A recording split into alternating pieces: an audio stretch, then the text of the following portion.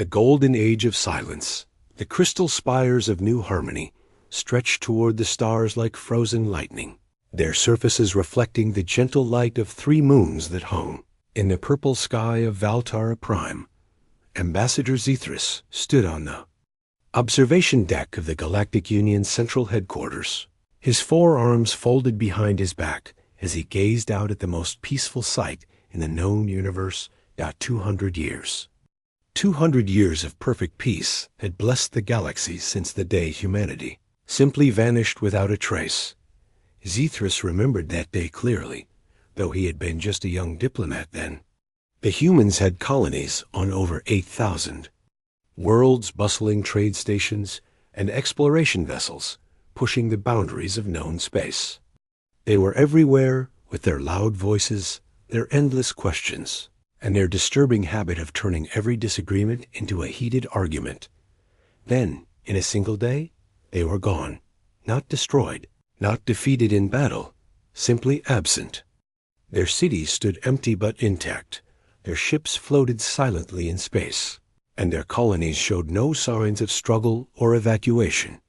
It was as if every human in the galaxy had simultaneously decided to step out for a moment, and never returned. The Galactic Union had been formed 3 months later. Today marked the 200th anniversary of Liberation Day, and representatives from all 12 member species had gathered to celebrate their greatest achievement, the elimination of conflict itself from galactic civilization. The vast assembly hall buzzed with the harmonious sounds of peaceful coexistence. The gaseous Nithari floated in their containment bubbles, their thoughts visible as shifting patterns of color. The towering Gorak stood like living mountains, their stone-like skin carved with ancient symbols of wisdom. The sleek Aquarians glided through specialized water channels that ran throughout the hall, while the insectoid Chittick created complex musical patterns with their wing beats. Each species was unique, each brought their own gifts to the Union, and each lived in perfect harmony with the others. There were no territorial disputes, no trade wars, no philosophical conflicts that escalated into violence. Resources were shared freely, knowledge flowed openly between worlds, and the concept of war had become so foreign that most young beings needed historians to explain what the word even meant. Ambassador Kalvana of the Ethereal Collective materialized.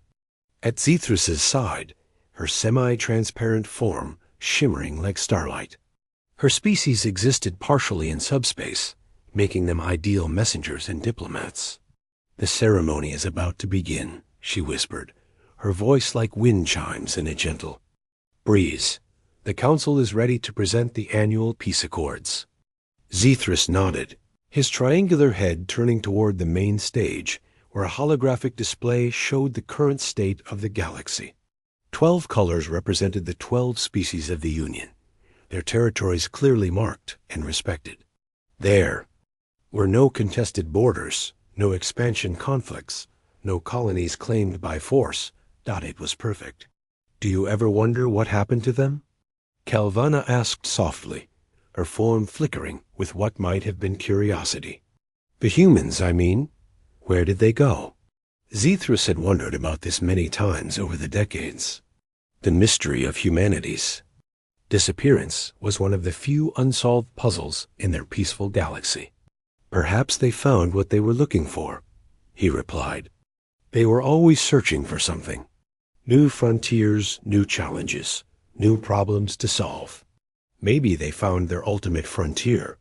The ceremony began with the traditional harmony chant, performed simultaneously by all 12 species in their native languages. The sound was incredibly beautiful, a complex symphony that could never be replicated by any single species alone.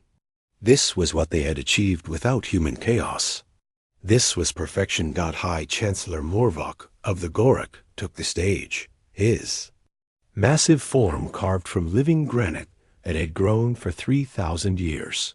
When he spoke, his voice carried the weight of mountains and the patience of geological time. "Fellow beings of the Union," Morvok's words resonated through the hall. Today we celebrate not just the absence of conflict, but the presence of true civilization. We have built something unprecedented in galactic history, a society where every species contributes according to their gifts and receives according to their needs. Applause filled the hall in 12 different forms.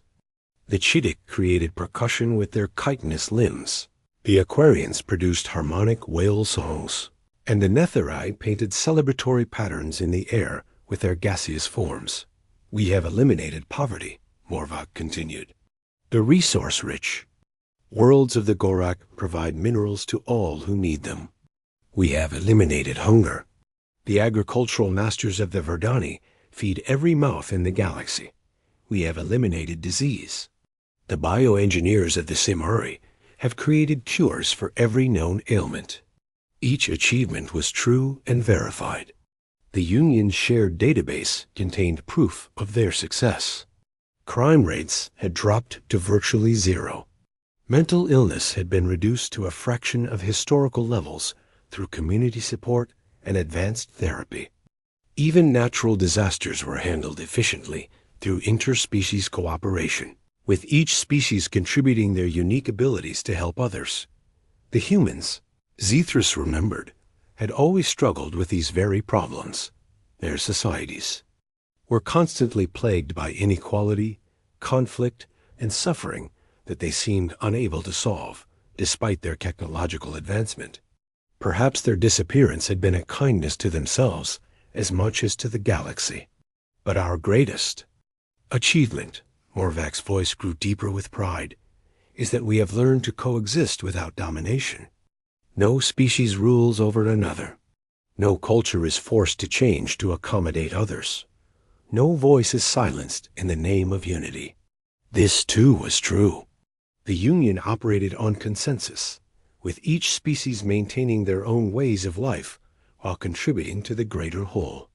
Decisions were made through careful deliberation and compromise, not through the human method of arguing until the loudest voice won dot as the ceremony concluded. Zethris felt the familiar satisfaction of living in utopia. The galaxy was at peace. Prosperity was universal, and every tomorrow promised to be as perfect as today. Then the alarms began to sound. The harmonious atmosphere of the assembly hall shattered as emergency klaxons echoed through the crystal spires.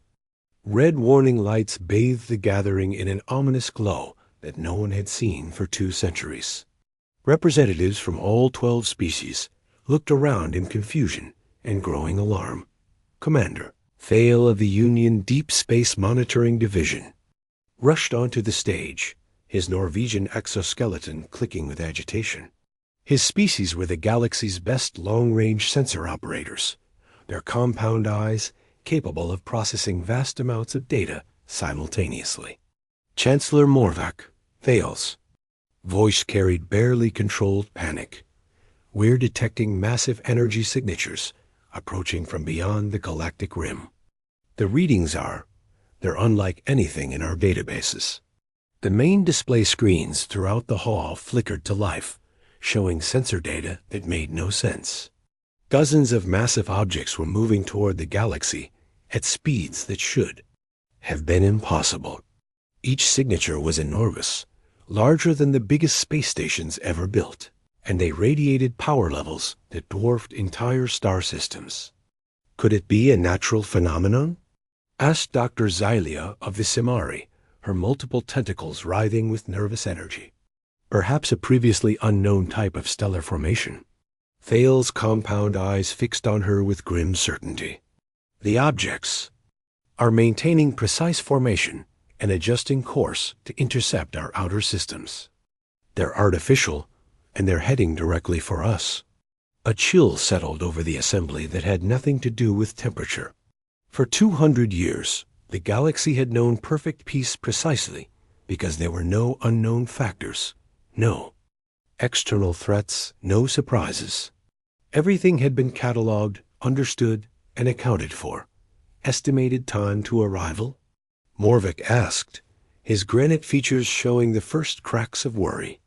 At current velocity, the lead vessels will reach Our border systems in 72 hours, Thaler reported. The number hit the assembly like a physical blow. 3 days. 3 days to prepare for something they didn't understand, coming from a direction they had never needed to watch, with capabilities that exceeded their comprehension. Ambassador Zethris felt something he hadn't experienced in decades. Fear. Not the small fears of daily life, but the deep, primal terror of the unknown that civilization was supposed to protect against. "We need to convene the Emergency Defense Council," he announced, his 4 arms gesturing with newfound urgency. Every species must contribute their knowledge and capabilities. If these entities are hostile, he didn't need to finish the sentence. No one in the assembly had military experience. The Union had defense forces, but they were primarily used for asteroid deflection and rescue operations. The last weapon designed for ship-to-ship combat had been decommissioned a century ago as an obsolete relic of barbaric times. As representatives hurried to contact their home worlds, Zethris remained on the observation deck, staring out at the peaceful stars that suddenly felt far less secure. In the distance, automated systems were already beginning to calculate defensive positions and resource allocations. But deep in his mind, a disturbing thought began to form.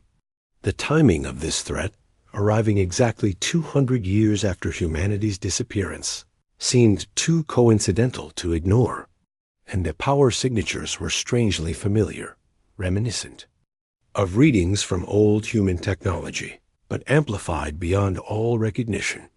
The peaceful galaxy was about to discover that some silences hide more than absence. Some mysteries have answers that change everything you thought you knew about the universe. As the first emergency broadcasts went out to all Union worlds, Zethris whispered a prayer to his ancestors that they had not been celebrating the wrong victory for the past 2 centuries. The return of the evolved asterisk. The first transmission arrived 18 hours before the mysterious fleet reached Union space, and it changed everything. Ambassador Zethris was in the emergency command center when the communication came through, surrounded by the greatest minds from all 12 species as they desperately tried to formulate a defense against the approaching unknown. The center hummed with anxious activity as translators worked to decode the signal. But the moment the voice began speaking, every being in the room fell silent. The voice was speaking standard Galactic, the common language of the Union, but with an accent that hadn't been heard for 200 years. An accent that belonged to a species that no longer existed in their galaxy. "This is Captain Elena Vasquez of the Human Exodus Fleet, requesting permission to approach Union space. We come bearing urgent warnings and seeking reconciliation with our former galactic neighbors." The words hung in the air like an impossible revelation. Human. The voice was undeniably human, speaking with the familiar cadence and emotional inflection that had once been common throughout the galaxy. But it was impossible. Humans were gone. The galaxy had achieved peace precisely because they were no longer part of it. Chancellor Morvac's granite features shifted with confusion and something that might have been fear. "This must be some kind of deception," he rumbled. "The humans vanished 2 centuries ago. There are no records of any survivors." But Dr. Zelia of the Simari was analyzing the transmission with her advanced biological sensors, her tentacles writhing with excitement and concern. The vocal patterns, the genetic markers in the breath samples, even the quantum signature of the signal, all confirm it. This is genuinely human, but there are anomalies. The speaker shows signs of genetic enhancement far beyond anything in our historical records. The transmission continued, and the voice that claimed to be Captain Vasquez seemed to understand their shock. "I know our return is unexpected and probably unwelcome. We've been monitoring Union communications for decades, and we understand that our disappearance brought peace to the galaxy. That was always our intention." Commander Thale's compound eyes focused intently on the incoming data streams. "The fleet is maintaining distance at the edge of our sensor range. No hostile actions detected, but the power readings are still beyond our comprehension. Zethris found his voice, though it came out as barely a whisper. Respond to the transmission. Ask them to explain themselves. The response came quickly, as if Captain Vasquez had been waiting for exactly that question. 200 years ago, the greatest human philosophers, scientists, and military leaders came to a devastating conclusion. Humanity's presence in the galaxy would inevitably lead to a catastrophic war that would destroy everything we had worked to build alongside our alien neighbors. The explanation continued, delivered in the matter-of-fact tone that humans had, always used when discussing impossible things. Our species has always been driven by conflict, growth, and expansion. These traits served us well as a young civilization, but we recognized that in a mature galactic community, they would only cause suffering. So we made the most difficult decision in human history. Ambassador Kelvana materialized beside Zethris, her ethereal form flickering with patterns that indicated deep emotional disturbance. They're saying they left voluntarily? That the disappearance was planned? We called it the silent exodus, Captain Vasquez continued. Every human in the galaxy was evacuated in a single coordinated operation that took 3 years to plan and 1 day to execute. We left our colonies intact as a gift to any species that could use them, and we departed for the void between galaxies to begin the next phase of human evolution. The implications of this revelation hit the assembly like a tidal wave. The humans hadn't been destroyed or dissolved into cosmic mystery. They had made a conscious choice to exile themselves for the good of galactic peace, and now they were back. What do you mean by evolution? Zethris asked, directing his question toward the communication array. The answer came with disturbing certainty. We spent 2 centuries transforming ourselves into something that could coexist peacefully in galactic society. We eliminated our aggressive instincts through genetic modification, enhanced our empathy through neural restructuring, and developed technology that makes war obsolete rather than more efficient. Dr. Zelia's tentacles writhed faster as more data came through her sensors. The genetic markers I'm detecting confirm massive alterations to baseline human DNA, enhanced intelligence, improved emotional regulation, increased resistance to radiation, and disease, and cellular structures that suggest lifespans measured in millennia rather than decades. But Captain Vasquez wasn't finished with her revelations. However, our return is not by choice. 3 days ago, our deep space monitoring stations detected an invasion fleet approaching this galaxy from the Andromeda Spiral. The entities controlling that fleet have already consumed 17 galaxies, turning every inhabited world into resource extraction sites. The words hit the peaceful assembly like a physical blow. Invasion, consumption. These were concepts that had been eliminated from their vocabulary along with humanity's departure. The approaching force contains approximately 50,000 ships, each capable of sterilizing entire star systems. They call themselves the Harvesters, and they view all organic life as raw material for their expansion. Your current technology and military capabilities are insufficient to resist them. Morvac's voice carried the grinding sound of shifting stone. And you believe you can stop them? We believe we must try, came the immediate reply. Humanity spent 2 centuries preparing for this possibility. We knew that our aggressive nature, properly controlled and directed, might one day be the galaxy's only hope against a threat that couldn't be reasoned with or negotiated away. The logic was infuriating in its clarity. The very traits that had made humans unsuitable for peaceful coexistence were exactly what would be needed to face an implacable enemy. The species that had been exiled for being too warlike were returning. As the galaxy's potential saviors, what are you asking of us? Zethris inquired, though he suspected he already knew the answer. Captain Vasquez's response carried the weight of inevitability. We're asking for permission to enter Union space and establish defensive positions around your most vulnerable worlds. We're asking for access to your industrial capabilities and strategic resources. And we're asking for the chance to prove that humanity has earned the right to rejoin galactic civilization. The request sparked immediate debate throughout the command center. Representatives from all 12 species began arguing in their native languages, creating a cacophony of concern, fear, and desperate hope. The ethereal collective worried about human intentions, questioning whether this might be an elaborate invasion plan. The Gorak pointed out that they had no choice if the threat was real.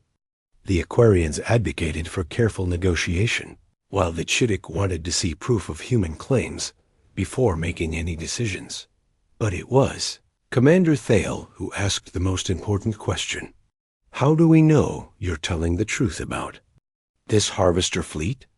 The answer came in the form of data transmissions that made every sensor in the command center scream warnings. Captain Vasquez had sent them detailed scans of the approaching enemy, showing ships the size of moons, technology that bent the laws of physics, and tactical assessments that painted a picture of overwhelming doom. The lead elements of their fleet will arrive in 47 hours, Captain Vasquez reported. Whether you accept our help or not, the attack will come. The only question is whether you'll face it alone. Zethris looked around the command center at representatives of 12 species who had lived in peace for 2 centuries, who had no experience with war, no weapons designed for military conflict, and no understanding of how to fight for survival. Then he thought about humanity, the species they had been quietly grateful to see disappear, returning with evolved capabilities and the knowledge that peace sometimes required the willingness to make war. The irony was almost unbearable. Galaxy's greatest achievement, the elimination of conflict through human absence, had left them defenseless against a threat that only human nature could meet. Asterisk, asterisk. Captain Vasquez, Zethris said, his 4 arms extended in the traditional Valterian gesture of acceptance. On behalf of the Galactic Union, I formally request human assistance in defending our worlds. Welcome home. The response came with something that sounded suspiciously like relief. Thank you, Ambassador. Our fleet will begin deployment immediately. And Ambassador ... We've missed you all more than you can imagine. As the first human ships began entering Union space for the first time in 2 centuries, their hulls gleaming with technology that seemed to bend light itself, Zethris realized that everything they thought they knew about peace, war, and civilization was about to change. The silent exodus was over. Humanity had returned, not as the chaotic force they once were, but as the evolved guardians their galaxy desperately needed. The ultimate test of whether different species could truly coexist was about to begin, and the stakes were nothing less than survival itself, in the distance. Sensors detected the first signatures of the Harvester fleet, and the galaxy's 200-year vacation from conflict was officially over.